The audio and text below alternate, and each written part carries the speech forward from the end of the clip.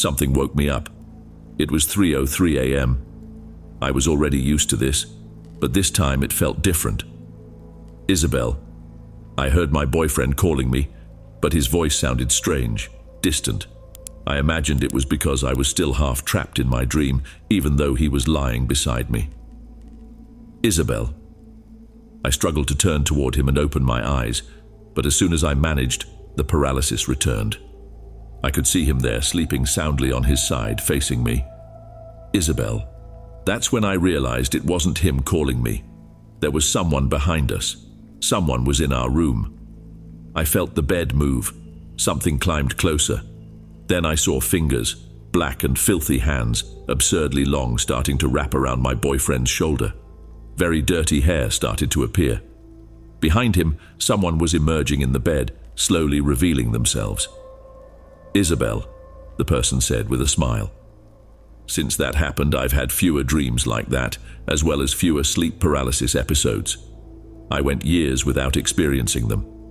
And that brings us to the present, to my 27 years, where this story continues. Currently, I live with Henry, my boyfriend of 2 years. Although he keeps his own apartment, he practically lives with me. He spends at least 4 days a week here since my house is very close to his work. Plus, he helps me with the expenses, which is always a bonus.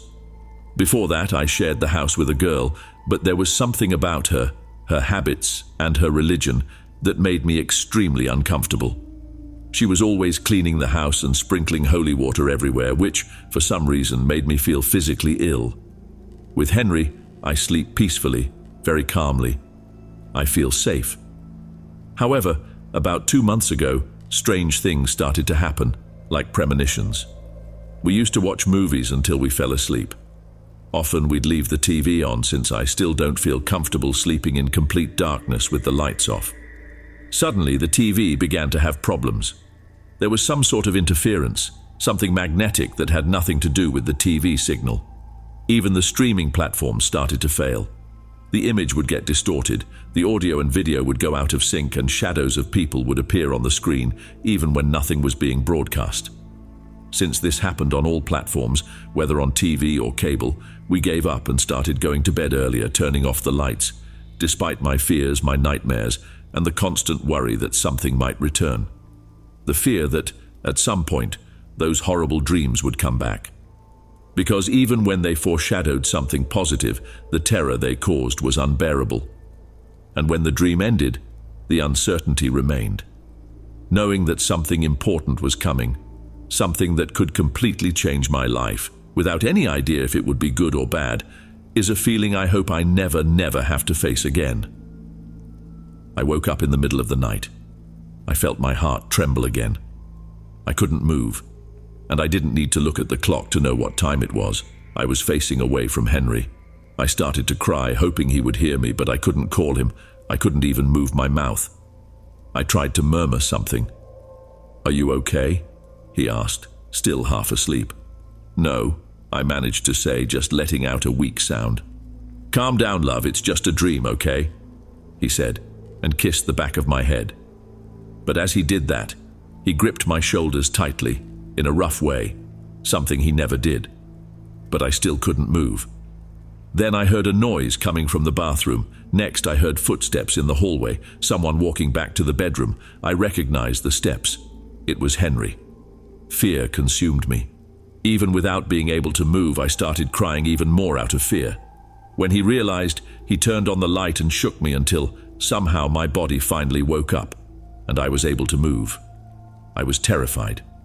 I looked around the room, bent down to check under the bed. I told him that someone had been there, had spoken to me using his voice, had kissed my head and gripped my shoulders, which still hurt. I could still feel the fingers pressing on me. Henry looked at me closely, but there were no marks on my body. I had already told Henry about these dreams I sometimes had, but I don't think he ever took them seriously. He even laughed a little when he saw me so terrified. He said I shouldn't be scared because of a simple case of sleep paralysis. That's all it was, that I had had a paralysis. And even though I wasn't convinced, I ended up feeling embarrassed for insisting. He was the voice of reason, and I ended up looking like the scared, superstitious person believing in such nonsense. Anyone who has ever had a supernatural experience knows exactly what it's like to feel that at some point. Because even though there are people who believe you, there will always be someone who will make you feel like that, as if you're crazy, as if you're ignorant. I tried to calm down, tried to leave it all behind. 2 nights passed, and I started sleeping better, realizing that it was all too unbelievable, like something out of a horror story or a movie. It couldn't be real. I was mature, confident, an adult, for God's sake. I couldn't stay afraid like this forever. So, on the 3rd night, I even decided to turn off the small lamp I used to sleep with. I felt very safe, lying there looking at the middle of the bed at Henry. I breathed deeply, certain I would have a good night's sleep. I inhaled and exhaled several times, sure that nothing would disturb me. I was warm, wrapped in my blanket. Everything was calm, everything was fine. I slept deeply, slept, but deep down something told me that I might wake up at 3 in the morning again, that I might have another sleep paralysis that night. But I kept sleeping. Suddenly, something woke me. It was 3:03 a.m. I was already used to this, but this time it felt different. I heard my boyfriend calling me, but his voice sounded strange, distant. I thought it was because I was still immersed in my dream, even though he was right there next to me. Isabel. With effort, I turned toward him and opened my eyes, but at that moment the paralysis returned. Still, I managed to see him. He was sleeping soundly on his side, facing me. That's when I realized it wasn't him calling me. It was someone behind me. Someone was in our room. I heard the bed move. Something was approaching. Something had climbed onto it. Then, I saw fingers. 2 pairs of fingers, black with dirt, long and thin, starting to wrap around my boyfriend's shoulder.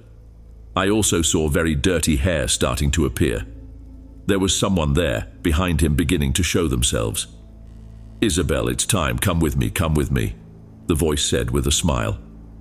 I saw that woman stand up and leave the room, leaving the door open. I tried to reach her, to run after her, but when I got to the door, I saw several other women outside, about 6 or 7, standing in the yard. They were all calling me with gestures, all saying my name. Their faces were smiling, kind. They made me feel welcomed, as if I belonged to them. They communicated with me through hand gestures. And in the street, there were even more people, many women. But among them, I saw a few men, 3 or 4, and they had small horns, bumps coming out of their foreheads. They were there, standing with the women, and they started talking to me too. "Come, Isabel, come. It's time. It's time, come. It's time, come. It's time. It's time." The next thing I remember is Henry hugging me in bed. I couldn't stop crying. I was sweating, and so was he. He was crying, and his body was soaked with sweat too. I asked him what was happening, but he just kept repeating that everything was fine, that now everything was fine. He said he believed me, that he now believed everything, that he would take care of me, that he would never leave me alone. I didn't understand anything, but the way he spoke, his uncontrollable crying, something I had never seen in him, made me cry even more. And so we stayed crying until dawn. At Henry's request, we called my mother. We told her we would visit her. She had been living with my great-grandmother for a few months in the family village. My great-grandmother was very old and tired, needing constant care. When we gave her the news, my mother was very happy. She had been telling me for a long time to go visit them, always reminding me that she didn't know when it would be the last opportunity to talk to my great-grandmother, that I should take advantage of the time with her. I was feeling very physically ill after that last dream. I was weak, almost sick. But Henry said he would come with me, and that gave me the strength to try. Besides, I wanted to leave the house. Every time I looked out the window, my mind brought back the image of those women outside. And despite their smiles and apparent kindness, they filled me with a deep fear. We hit the road to the village, and what should have been a little over 2-hour trip ended up taking 8. An accident on the way, and the rain left us practically stuck for most of the journey. I always try to be a good co-pilot, talking, playing music, but I was so exhausted that when I got the chance, I moved to the back seat and lay down to sleep, just for 5 minutes. And well, poor Henry kept driving alone, with only the GPS for company. He had never been there before, but he managed to get there despite the confusing streets at the entrance of the village and the relentless rain. Like I was a child, when we arrived, they decided not to wake me up. Though I'm a heavy sleeper, not to the point of not noticing that. I find it strange that Henry managed to carry me to my mother's room, where she had prepared everything for us to sleep. I remained asleep until about 9 or 9:30 at night, when the voices and laughter of several older women caught my attention. My mother and my great-grandmother were also laughing, engaged in a very lively conversation. In the background, I could hear Henry's voice talking and laughing along with them. It seemed like there was a small gathering, so I got up, looked at myself in the mirror, fixed my hair, and went out to greet everyone, embarrassed for not even realizing when we had arrived. As I left the room, I froze. The house was full of older women, and I recognized without a doubt that almost half of them were the same women who had been in my yard, the ones I had seen in the street in front of my house, in my dream, the ones who were calling me. They greeted me as naturally as possible, as if they had never seen me before. Maybe that was true, I didn't know. Everything seemed very strange. Have you ever heard that we can't dream of faces we've never seen before? That our brain doesn't create a face out of nowhere? That's why everyone who appears in our dreams, even in a secondary way, like extras, are people who have crossed our path at some point in life, even if we just passed by them on the street. I was absolutely certain I had never seen those women, but still it was them, the same ones I had dreamed of. My mother noticed my discomfort and quickly made an excuse to end the gathering and for the guests to leave. My great-grandmother didn't notice anything. It was very difficult trying to explain to my mother and Henry the reason for my behavior, saying that some of the women who had been there were the same ones who appeared in my dream. However, my mother told me something with a slightly worried look. She didn't want to delve into the subject, but she knew that some of them did, indeed, have a reputation for being a little witchy. They said they did certain works, that they went out at night to the mountains and walked through the cemetery. Even so, she believed it was all just stories, that they were only fooling people and nothing more. I couldn't stay there for long as I began to feel physically threatened. Every night I had the feeling that they would return, but fortunately, they had the decency not to show up while I was still there. That brings me to the last event in my story, something that happened just a few days ago. Once again, I was awakened by some noise, but this time it wasn't 3 in the morning. I heard footsteps in the hallway outside my room, footsteps that brought back memories of that first dream from when I was a child, though this hallway was much shorter. I called out to Henry, told him someone was outside. I shook him, called out louder, even gave him a little tap, but he wouldn't wake up. There was something about this dream that felt much scarier than usual, but I gathered my courage and stepped into the hallway. That's when I saw a very tall woman, just a few steps from my bedroom door. As soon as she noticed me, she ran toward the living room and sat on the couch out of my sight. "Who are you? What do you want?" I asked. She remained silent. Suddenly, I felt arms holding me from behind. "Let's get out of here. We need to leave," Henry shouted, completely pale, his face filled with fear, but shouting toward the living room, trying to hide the terror in his voice. He put me behind him, holding a baseball bat I had never seen before. He turned on the light, and there was the woman, exuding a horrible smell like rotting herbs, and she was filthy. "Get out of here! Leave!" he shouted, visibly irritated. I could hardly believe I was awake. I grabbed the phone and was about to call the police. "I came in because it was open. I need a place to stay. Please let me stay here. I won't do anything," the woman said. She terrified me. Her teeth were completely black and her face seemed covered in mud stains. Henry turned to me and told me to call the police immediately, then ran toward the woman who, with surprising agility, ran out of the house toward the street, laughing as if she was enjoying the situation. Henry ran after her. While I was on the phone, the police started asking me questions that seemed disconnected, as if they didn't believe what I was saying. They questioned if I knew the woman, as if it was impossible for someone to have just broken into the house. I tried to explain that she had appeared out of nowhere, but they wouldn't let me speak properly. I ended up hanging up when I saw Henry returning. He told me he ran after her, but had the feeling that there was someone else waiting for her outside. "You have no idea the fear we slept with that night," he said. "Henry called a friend of his. We went to that friend's apartment, and the 3 of us stayed there. He didn't call him just to have someone else protect me. He chose to specifically call him because the friend is a Christian. Since then, we've been in daily contact with him. We started attending his community, and they have been praying for us. And I want to give my life to God, to a God who can protect me from this, from all the evil in the world, from all the horrible things I saw in that woman's eyes. I know it's wrong to seek God out of fear, but Henry's friend says we all come to him when we need to, and that God always welcomes us with open arms. And yes, I know it's only been a few days, but since we started going to his house and praying, things have calmed down. The dreams, at least for now, haven't come back. Sometimes it's still hard to enter my own house. I feel as if someone has been there, as if someone runs to hide as soon as I enter. But I hope this is the end. I hope I don't have those cursed dreams about the witch again. I don't want them anymore. I can't take it anymore. I'm tired again. If my story isn't the scariest, not like the ones you usually hear, I apologize. I'm only sharing this because I'll be reading carefully all the advice you can give, and believe me, I'll put it into practice. Good night. And if I write again, I hope it's just to say thank you. If you say a prayer tonight, please pray for it to be that way. Good night, and for those of you who still can, sleep well and have sweet dreams. If you like this story, comment the time you're watching it. Well, let's continue.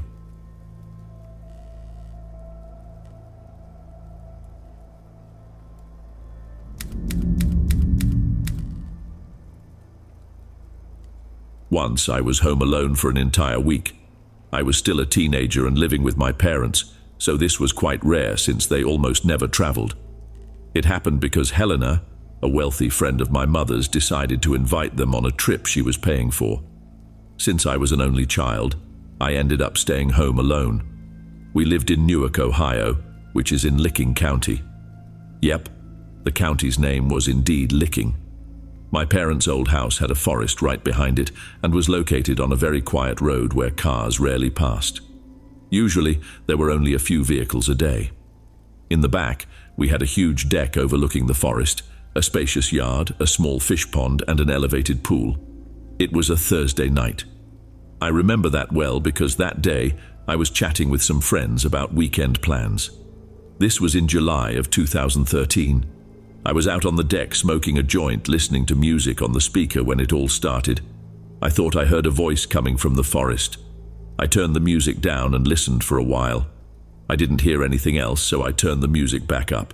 But as soon as the music was loud again, the voice returned. This time I turned the music off completely and listened for longer. The same male voice was calling from the forest, confirming that I wasn't imagining things. Someone was saying, "Hey, over here." The voice didn't seem too close, but it wasn't very far either. The forest was about 20 or 30 meters from the deck, and that's where the sound was coming from. It never crossed my mind that someone was actually calling me. I thought maybe it was kids playing hide and seek or something like that. But then the voice called out again, "Hey, over here, we need help." That's when I realized the voice was too deep to be a child's, and when someone shouts, "We need help," it's normal to start getting concerned. At that point, I started feeling a little uncomfortable because I began to think those shouts might actually be directed at me. Then I heard again, "Right in front of you. Please come help us." The voice was coming from directly in front of me in the middle of the forest. At that moment, I was sure it was meant for me. Reluctantly, I ended up shouting back, "Who is it?" The answer came, "We just need help. We're stuck in the forest." I responded, "What does that mean?" And the voice replied, "Please just come help, right in front of you. I can see you." I stood up from the chair, walked down the deck steps, and stepped onto the grass, heading toward the forest. I shouted, "I'm coming, where are you?" The voice quickly responded, "Right in front of you. I can see you." I asked back, "Wait, are you alone or with someone else?" This time, there was no response. Halfway there, I stopped. Something didn't feel right. A bad feeling started growing inside me. Instead of continuing, I turned around, slowly walking back to the house and the deck. I didn't even want to turn my back to the forest because, at that moment, I truly realized something was very strange about this situation. I returned to the deck and the voice just stopped. If they could really see me and if it was serious, they would have said something like, "Where are you going?" or something like that. But nothing. They knew I had realized the situation was weird, but I had no idea how many people were out there. It could have been one, or even three. The only thing I knew was that being stuck in the forest didn't make any sense, especially if they could see me clearly. What had happened? Did their shirt get caught on a branch? I went inside and locked all the doors just to be safe. I stayed in the living room for a while, still high, and I think it was because I was so relaxed at first that I was so confident. But after a while I heard the voice again, but this time it was closer, definitely in the yard and no longer in the forest. I heard the sound of water being disturbed. It could have been the pool or the pond. I ran to the window to look. At first I didn't see anyone, but then the voice called out, "I see you," followed by laughter. That's when I saw him. It was a guy. At least one of them I managed to see. He was hiding behind the pool on the other side, and I could only see his head. It was too dark to make out any details except his dark, medium-length hair. I closed the blinds and tried to ignore him. Maybe he'd give up if he saw I wasn't paying attention. It was probably just some disturbed person, someone who liked to play creepy pranks, so I decided not to give him the reaction he wanted. But I reached my limit when I heard a loud, aggressive bang on the window, right where I had just closed the blinds, and on the other side the guy shouted, "Help!" I lost my patience and screamed as loud as I could, "Get out of here, you lunatic! The police are already on their way." I repeated it several times, trying to sound crazier than he was. That's when I heard his laugh on the other side of the glass. The laughter started to fade as if he were walking away. I collapsed onto the couch, trembling, out of breath. I sat there for a while, and it seemed like the guy had really given up. In the end, I managed to sleep well that night, because weed always helps me fall asleep. I wonder if I would have handled the situation differently if I hadn't been high, though this experience left me even more paranoid about opening the door for anyone.